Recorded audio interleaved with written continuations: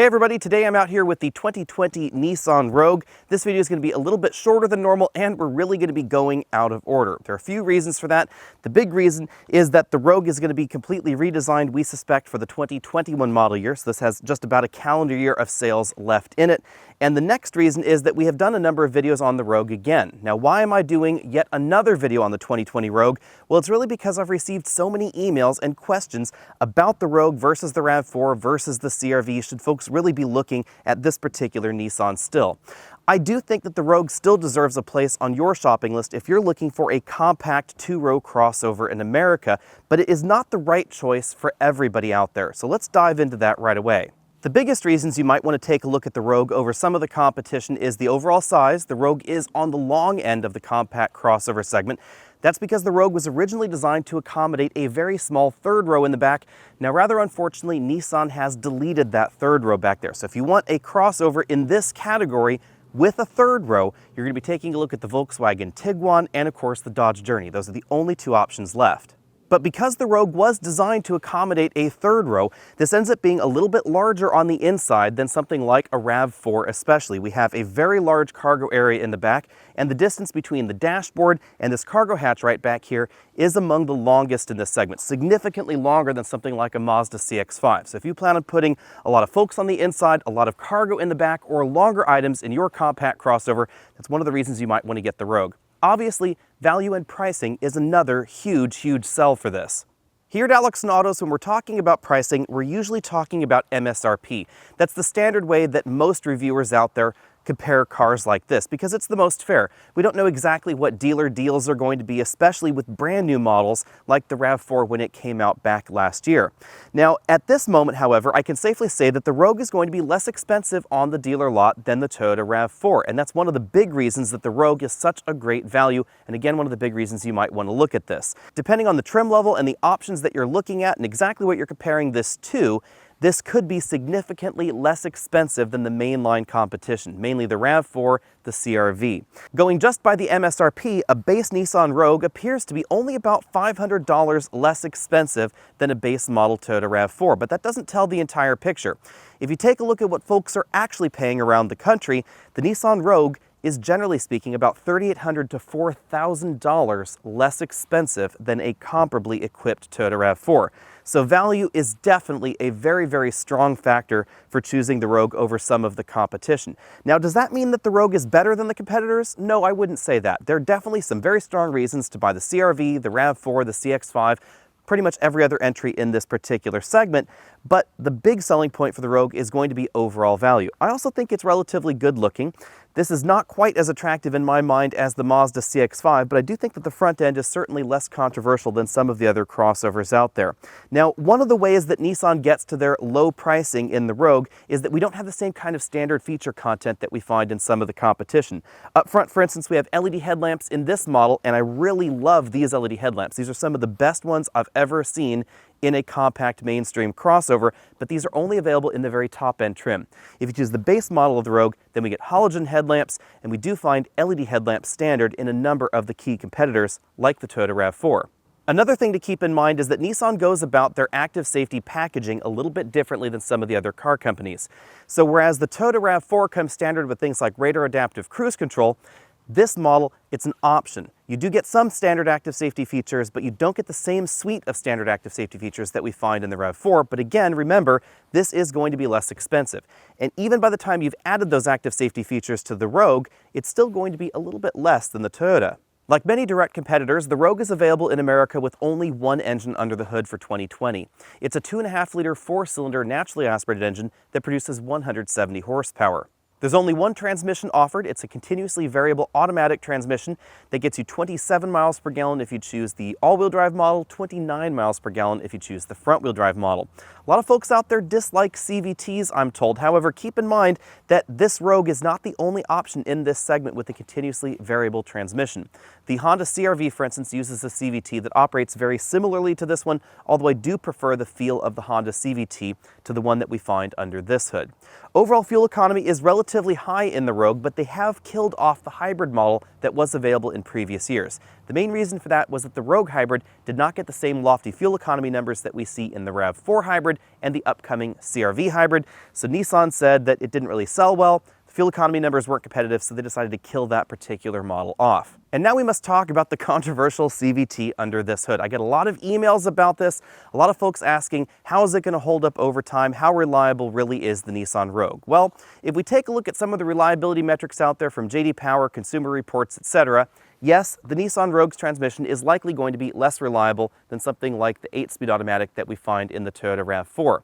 However, for the average American shopper out there that's going to keep their vehicle for under 100,000 miles and under about 5 years on average for the first-time car owner, this is probably going to be just fine. And the cost savings for buying the Rogue over some of those other alternatives with stepped automatics is unlikely going to get consumed by any additional unreliability in that window. It's also worth noting that the Nissan has a relatively long powertrain warranty, so folks that are in that average of 5-year ownership period for brand new vehicles, they're unlikely going to have any out-of-pocket expenses for the transmission in that time. Now, why do they use a CVT under here? Well, it's the same reason that Honda uses a CVT in the CR-V.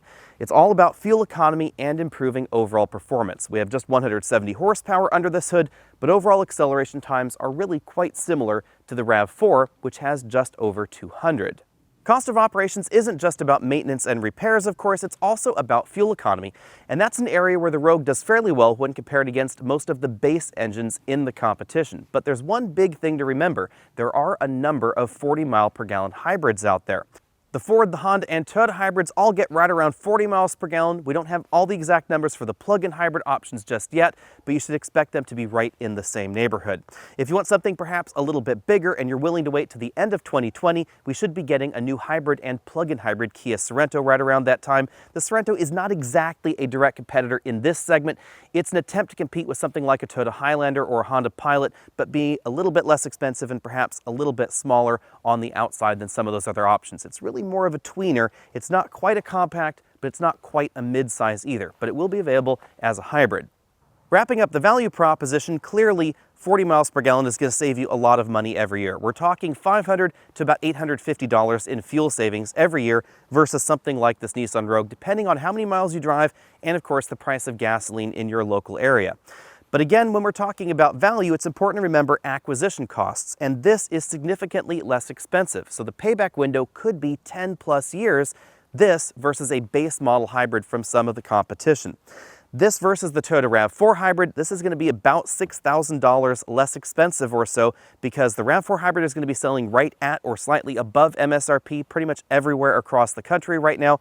This is going to be significantly less expensive. The RAV4 hybrid is, of course, more expensive than the regular RAV4. So will you save money? It will really depend on how long you keep your vehicle. If you're the kind of person that keeps their vehicle 10 years, beyond 100,000 miles or so, then those options are going to be less expensive overall than the Rogue. But if you're in that window where you're going to keep your car for 5 years and then trade it in for something else, or you're looking for a really great lease deal, the Rogue is going to be significantly less expensive. Although the Rogue is one of the older entries in this segment, I still think the interior is fairly competitive. This particular trim has this very large panoramic moonroof right here that goes to just over the rear passenger's laps.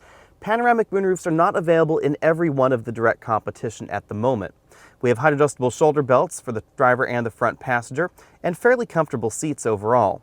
Nissan has always done a great job when it comes to overall front seat comfort, and although I don't find these seats quite as comfortable as what we see in the new Nissan Altima, I do think they're a little bit more comfortable, at least for my body shape, than what we see in the current generation RAV4 or CR-V. It's all about the way that the padding and the overall seat shape is designed.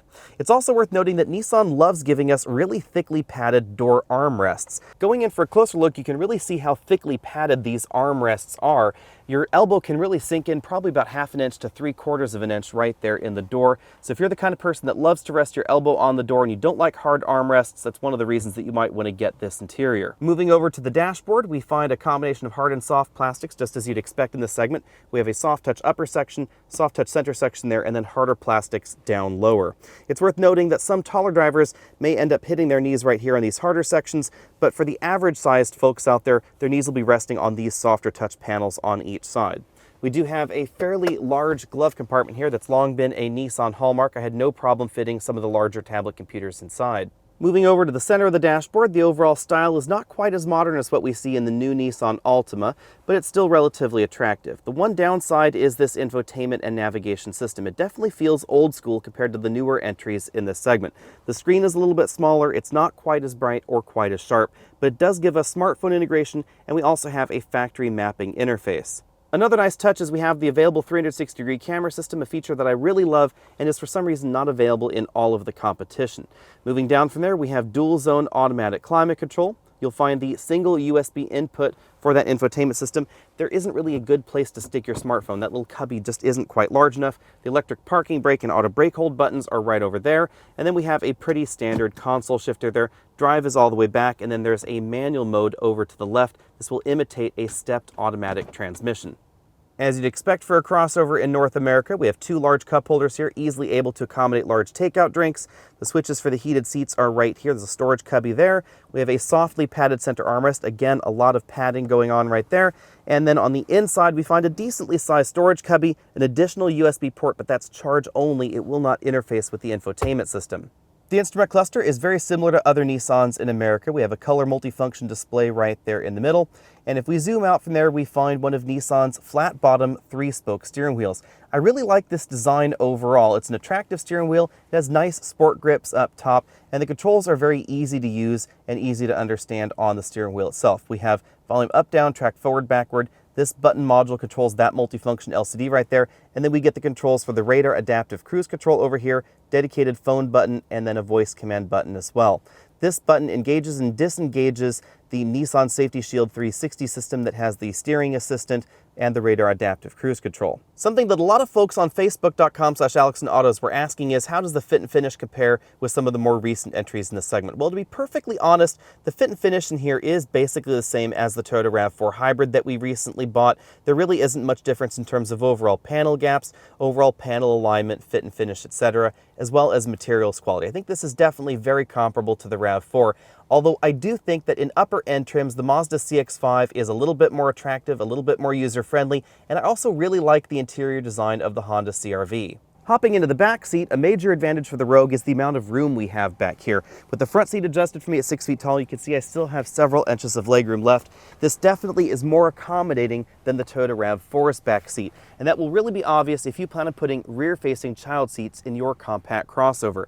At 6 feet tall, I could just barely put a rear-facing child seat behind me, but I absolutely cannot do that in the RAV4. As you'd expect, the rear seats are not as comfortable as the front seats, but I do think these are among the more comfortable in this segment. They also have a pretty decent recline function to them. That's a very upright setting. You can also give it a pretty decent recline right there to add extra comfort. And headroom is very generous back here, even in this model with the panoramic moonroof. Even if I put the seat in a very upright position right like that, you can see that my hair is just barely brushing the ceiling, but my head's not touching the ceiling. And if I was in a more normal position right there, a more comfortable position, I have about 1.5 inches of overall headroom left. The cargo area in the Rogue isn't just one of the larger ones in this segment, it also is one of the most practical. We have a 2-stage load floor here. You can drop it down, and it comes out in 2 different sections. So there's one section right here, and then there's another section behind it. In its upper position, you can roll cargo right like that, right onto the rear seat backs. If you want to store more stuff back here, you could take out the load floor and store it at home. It's about 1 inch thick, so you'd save that, or you could drop it down there lower on the floor and you get a little bit more cargo room. And you can do that in 2 stages again, because that front section and the rear section are separate. Going deeper in the cargo area, Nissan doesn't skip the spare tire, so we still have one down there under this large cargo area, and they put the subwoofer for the optional Bose audio system right there inside the spare. It's kind of a handy touch. You can put the larger section of the floor in this upper position, which allows you to have a 2-tiered storage area. You can put things down there under me, or you can put things right here on this shelf. Now, unfortunately, it appears that Nissan no longer gives you little handles that help keep cargo in on this particular shelf, but it's still a pretty handy feature. So if you find yourself, for instance, taking Thanksgiving dinner over to a family event, you have 2 layers of things where you can stuff a turkey down there, stuff some of the side dishes right up here. Now, Nissan tells us that this particular load floor is only rated for 50 pounds, so clearly I've lost a lot of weight. Even though we have just 170 horsepower under the hood, 0 to 60 acceleration times come in right around 8.5 seconds for all versions of the Rogue. That's really pretty comparable to most of the mainline competition, even something like the new 2019 and 2020 RAV4. Because again, the CVT really does have an advantage when it comes to overall acceleration, and the Rogue is relatively light as as far as a vehicle this size is concerned, as far as crossovers go for sure. That also helps out the overall braking distance, which came in at 125 feet, a pretty respectable overall braking distance in this segment. Now when it comes to overall handling ability, the Rogue grips the road relatively well, but the feel definitely falls below the CR-V, the RAV4, and most of the other newer entries. So I'm going to keep this right down there around a C grade for the overall handling score. The RAV4 does not have the same kind of precision, the same kind of feel that we find in the Mazda CX-5, but according to the numbers, the skid pad numbers that other publications are able to produce, we don't have a skid pad here at Alex & Autos, the RAV4 actually outhandles a decent number of them. If you want some of the better handling options in this segment, you could get something like the Kia Sportage. It definitely has wide tires, definitely has really excellent road grip, but it's an awful lot smaller than the Rogue. It's going to be an awful lot firmer as well when you start getting out on rougher roads. A strong selling point for the Rogue continues to be the overall ride quality. In terms of overall ability to soak up bumps out on rougher gravel roads like this, I think this is pretty similar to what we see in the Subaru Forester, which also has a fairly comfortable ride in this segment. The Toyota RAV4, the Honda CR-V, and other options in the compact crossover group have definitely become firmer over time because they're trying to target on-road driving dynamics as well, and that makes them a little bit less comfortable if you do plan on taking your crossover a little bit further off the beaten path. It's also worth noting that we have an all-wheel drive lock button down here that will command a full lock of the center coupling at low speeds only. That's a handy feature that we don't see in all of the competition. Some of the competition, they have terrain select knobs, etc. This is a very basic feature. You just lock that coupling and it gives you better traction in adverse situations, mud, snow, ice, etc. It's a nice one-step process that doesn't take twiddling a knob and relying on some of the other systems in there, and it's worth noting that not all of the competition are able to command a full lock of the center coupling. So for instance, the Subaru Forester, it will never fully lock the center coupling, but this Rogue at certain speeds will. You'll notice that the scores at the top of your screen are the same as the last time we drove the Rogue because nothing has really changed for 2020. Again, we do expect to see a new Rogue in 2021. A lot of folks out there have complained about the engine noise in the Toyota RAV4, and I have to say that the Rogue does come across as perhaps a little bit more refined in that respect.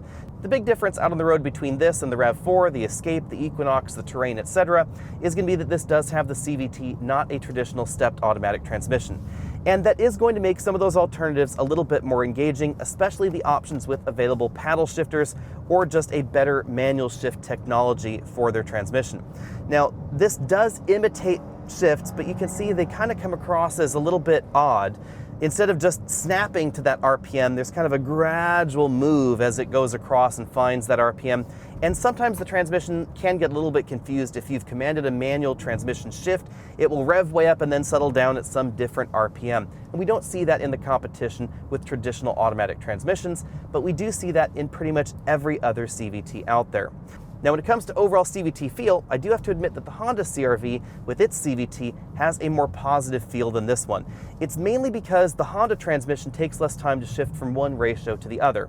So after we go around this corner, if I were to floor it, it takes a little bit longer for this transmission to get to that particular RPM. But Nissan has continually tweaked this transmission over time, and it definitely is better than when this generation Rogue first launched. So if your last experience with the Rogue was when this model launched a number of years ago, you might want to give it another try because the CVT does feel a little bit different. But it still can have that rubber bandy feel that some people complain about. Bottom lining the 2020 Rogue is pretty easy. This is big and comfortable on the inside. It also is significantly less expensive than most of the mainline competition. It's relatively fuel efficient as long as you're not taking a look at some of those hybrid options, and we have a lot of cargo practicality back here. It also has a very accommodating second row seat, so if you're a family and you have kids in those rear-facing child seats, you might want to get something like this. Now again, remember, the Rogue may not be as reliable as some of the other options, and it's not going to be as fuel efficient as some of the newer hybrids that might be my personal top pick in this particular segment. But if you're looking for a big, comfortable, inexpensive compact crossover, the Rogue is definitely that option in this particular segment. Now, if I were shopping in this particular market right now and I were going to spend my own money on a brand new compact crossover, I might be tempted to go for a turbo Mazda CX-5 or a hybrid Toyota RAV4, but remember, those models are going to be significantly more expensive than the Rogue. A hybrid RAV4 is going to cost you at least $6,000 more if we're talking about the base hybrid model RAV4 to the base model of the Nissan Rogue. Be sure and let me know what you think about all that down there in the comment section below, and let me know if you were shopping in this segment, would the value proposition of the Rogue sway you over some of the other features and the newer entries that are available in this segment. I'll see you all later.